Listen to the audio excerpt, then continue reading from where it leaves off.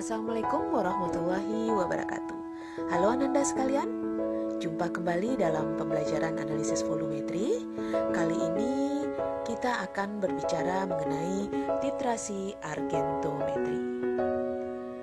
Nah, titrasi argentometri ini merupakan bagian dari titrasi pengendapan atau yang lebih dikenal dengan nama precipitimetri, yaitu sebuah titrasi yang didasarkan pada reaksi-reaksi yang menghasilkan endapan yang sukar larut antara titran dengan analit.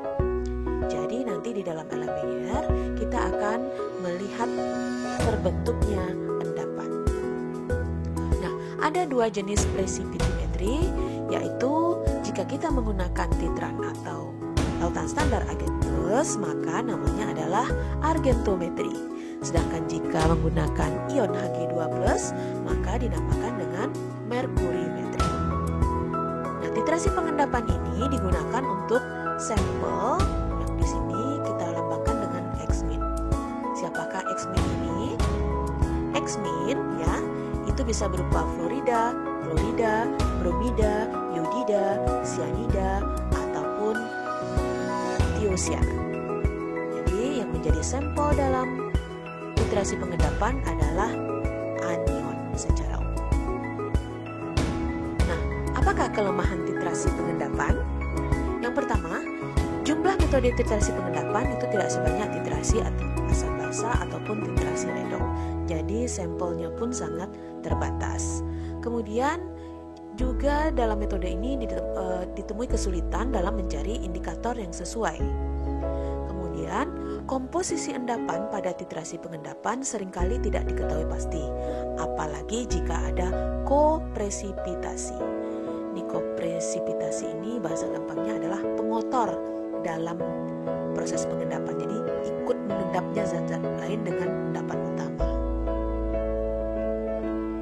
Faktor-faktor yang mempengaruhi kelarutan dalam titrasi pengendapan adalah yang pertama suhu, yang kedua ion sejenis, yang ketiga pH, yang keempat sifat pelarut, yang kelima hidrolisis, yang keenam hidroksida logam, dan yang terakhir adalah pembentukan senyawa kompleks. Silahkan Ananda cari, Ananda browsing tentang bagaimana 7 hal ini bisa mempengaruhi kelarutan dalam titrasi pengendapan. Oke, kita lanjutkan. Kita sekarang fokus pada argentometri, yaitu suatu analisis volumetri di mana selama titrasi berlangsung terjadi reaksi pengendapan dengan reaksi pengendap adalah ion Ag+. Ada beberapa jenis titrasi argentometri atau ada beberapa cara dalam metode argentometri. Yaitu yang pertama, cara Mohr jika indikator yang digunakan adalah kalium kromat. Yang kedua, cara Fajans jika indikator yang digunakan adalah indikator adsorpsi. Dan yang terakhir adalah cara Volhard, yaitu indikator yang digunakan jika indikator yang digunakan adalah ion besi 3. Dalam pembelajaran kita akan lebih fokus pada cara Mohr. Di sini tadi ya indikatornya, yang cara Mohr tadi kalium kromat ya, K2SiO4. Tolong dibedakan dari pembelajaran kita sebelumnya, kita menggunakan kalium bikromat sebagai larutan standar primer. Kalau sekarang kalium kromat. Kemudian cara Fajans itu indikatornya, contohnya adalah indikator fluoresen, diklorofluoresen, dan eosin. Semuanya ini termasuk indikator adsorpsi. Ya, adsorpsi hanya terjerap pada bagian permukaan. Kemudian untuk cara Volhard tadi dikatakan indikatornya adalah ion Fe3+. Nah, ion Fe3+ ini yang bisa kita gunakan adalah INH4 FeSO4 2 kali. Untuk metode Mohr itu didasarkan tadi katanya pada pembentukan endapan berwarna. Cara Mohr ini ada dua, yaitu cara langsung dan cara kembali atau disebut juga titrasi balik. Cara langsung ini biasanya kita gunakan untuk menentukan ion klorida, bromida, dan sianida. Sedangkan untuk titrasi balik atau kembali ini biasanya digunakan justru untuk penentuan ion Ag+. Dan semuanya dilakukan dalam suasana netral atau basa lemah. Prinsip metode Mohr, larutan klorida atau bromida, berarti yang larutan klorida atau bromida ini jabatannya adalah sampel dalam argentometri, itu dalam suasana netral atau agak alkalis, ya sekitar 7, dititrasi dengan larutan perak nitrat. Jadi titrannya adalah AgNO3 menggunakan indikator kalium kromat K2CrO4. Nah, saat titrasi berlangsung, maka akan terjadi reaksi antara ion klorida ataupun ion bromida. Nah, pada suatu titik, maka semua ion klorida atau ion bromida habis bereaksi yang ditandai dengan terbentuknya endapan jika direaksikan dengan ion perak yang berada pada buret. Nah, begitu ion klorida atau ion bromida ini telah habis bereaksi, maka reaksi selanjutnya akan dilanjutkan oleh ion kromat yang juga berada pada LMR yang jabatannya adalah sebagai indikator. Maka ion kromat akan bereaksi dengan ion perak membentuk endapan perak kromat yang akan membentuk endapan berwarna merah bata. Inilah yang akan kita gunakan sebagai titik akhir titrasi. Kelemahan metode Mohr antara lain adalah ini kurang baik dilakukan untuk menentukan kadar iodida dan tiosianat karena ion-ion ini akan terabsorpsi kuat sekali oleh endapan. Jadi dia akan ngumpul di permukaan endapan sehingga justru ini akan mengganggu pengamatan titik akhir titrasi karena dia akan menyebabkan titik akhir menjadi kurang jelas. Salah satu penyebab yang lainnya adalah imin ini akan teroksidasi oleh kromat menjadi I2 karena imin itu adalah reduktor sedangkan kromat adalah oksidator. Yang perlu diperhatikan adalah yaitu dalam perlakuan terhadap larutan perak nitrat. Larutan ini sangat peka terhadap cahaya matahari langsung atau sinar neon yang akan menyebabkan terjadinya reaksi reduksi fotokimia. Nah, biasanya juga untuk melakukan titrasi, buret yang kita gunakan biasanya bukan buret biasa, tapi khusus untuk buret untuk larutan AgNO3, biasanya berwarna coklat. Nah, ini kita misalkan cara kerjanya ini adalah buret dan ini adalah LMR. Kita tambahkan ke dalamnya ini larutan sampelnya 10 ml, kemudian ke dalamnya ditambahkan larutan K2CrO4 sehingga larutannya ini kita anggap ini mungkin bening awalnya, kita tambahkan larutan berwarna kuning dan di buret kita isikan AgNO3. Nah, Cl- yang ada pada LMR akan bereaksi dengan Ag+ yang ada pada buret sehingga terbentuk AgCl yang berupa endapan berwarna putih pada LMR. Ketika semua Cl- sudah habis di dalam LMR ini, maka yang akan bereaksi adalah CrO4-2- yaitu indikator yang kita gunakan dalam argentometri ini yang menghasilkan endapan Ag2CrO4 yang berwarna merah bata. Mari kita lihat 3 gambar ini. Gambar pertama itu adalah reaksi saat awal titrasi.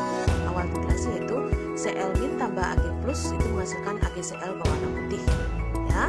Sedangkan yang terakhir ini adalah reaksi antara Ag+ dengan CrO4-2- yang menghasilkan endapan berwarna merah kecoklatan, ya, merah kecoklatan.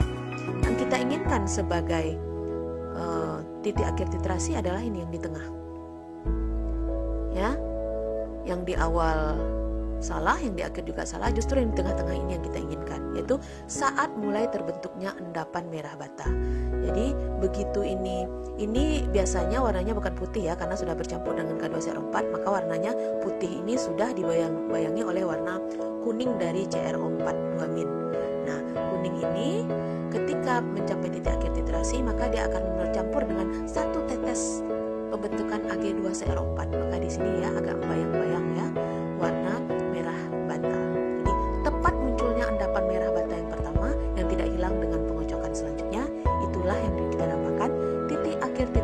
dalam argentometri. Oke, kita lanjut dengan sifat-sifat larutan AgNO3. Yang pertama, itu larutan AgNO3 mudah membentuk endapan dengan anion-anion kecuali anion nitrat. Ya, jadi si AgNO3 ini, Ag plusnya ini sangat-sangat mudah bereaksi dengan anion apapun. Kalau ketemu dengan klorida, maka dia akan membentuk AgCl. Ketemu dengan sianida, maka dia akan membentuk AgCN. Nah, dia hanya tidak bisa bereaksi dengan nitrat. Berikutnya, dalam pembuatan larutannya harus menggunakan aqueous murni sebagai pelarut. Kenapa demikian? Karena sifatnya yang mudah membentuk endapan dengan anion-anion tadi. Jadi jika kita gunakan air ledeng, air sumur, air tanah, ya, itu si AgNO3 otomatis akan langsung membentuk endapan, sehingga tidak bisa kita gunakan lagi sebagai larutan standar. Oleh karena itu, perlu diingat, khusus untuk pembuatan larutan AgNO3, Ananda semua harus menggunakan menggunakan pelarut aqueous murni. Kemudian, bila mengenai kulit atau benda-benda lainnya, lama-kelamaan akan menimbulkan noda hitam dan sulit dihilangkan karena terbentuk endapan Ag2O. Nah, nanti Ananda harus hati-hati dengan meja kerja dan baju snell-jasnya ataupun kulit, karena sedikit saja berkontak dengan AgNO3 itu akan menimbulkan noda yang sangat susah hilang, ya. Kemudian dengan basah mula-mula akan membentuk endapan putih, yaitu tadi AgOH, ya.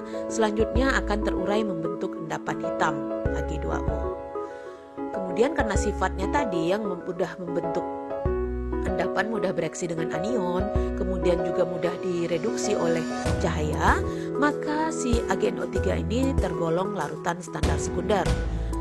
Maka kewajibannya adalah sebelum digunakan harus distandardisasi terlebih dahulu dengan larutan standar primer, yaitu larutan NaCl murni atau KCl murni, ya, bukan garam dapur biasa, tapi NaCl murni atau NaCl PA Pro Analyze. Nah, dari keterangan ini tadi, manakah yang paling cocok di sini? Ya, paling cocok. Nih, jika digunakan air biasa, berkemungkinan air tersebut ledeng sumur mengandung anion-anion yang dapat membentuk endapan dengan AgNO3. Ini yang paling cocok adalah ini, ya. Dalam pembuatan larutannya harus menggunakan aqueous murni sebagai pelarut. Ini juga mudah membentuk endapan dengan anion-anion kecuali anion nitrat. Berikutnya, reaksinya AgNO3 tambah OH- menjadi AgOH putih, kemudian jadi Ag2O hitam. Ini cocok dengan pernyataan nomor ini, ya. Dengan basah mula-mula akan membentuk endapan putih, selanjutnya akan terurai membentuk endapan hitam. Berikutnya, hasil reaksi antara AgNO3 dengan O2 dan H+ dari udara adalah AgNO3 ini. Ini paling cocok adalah dengan nomor 3. Bila mengenai kulit atau benda-benda lainnya, lama-kelamaan akan menimbulkan noda hitam. Nah, kita lanjutkan dengan standarisasi AgNO3 dengan NaCl murni. Sebelum titrasi ke dalam larutan NaCl, kita tambahkan larutan K2SiO4. Ketika titrasi kita mulai, maka akan terbentuk endapan putih AgCl. Ini reaksinya tadi. Nah, kemudian saat titik akhir, yaitu ketika ion Cl- telah habis bereaksi, maka kelebihan 1 atau 2 tetes AgNO3 ini pasti akan mengejar K2SiO4 selaku indikator, sehingga terbentuklah endapan merah bata Ag2CrO4. Oke, Anda sekalian, demikian perkenalan awal kita dengan metode argentometri, yaitu salah satu jenis dari titrasi pengendapan. Mudah-mudahan kita akan bisa bertemu minggu depan dalam kelas offline, sehingga Ananda semua bisa langsung melaksanakan kegiatan standarisasi AgNO3 dengan NaCl murni, dan kita lanjutkan dengan penentuan konsentrasi Cl- dalam sampel air laut. Wabillahi taufiq wal hidayah. Wassalamualaikum warahmatullahi wabarakatuh.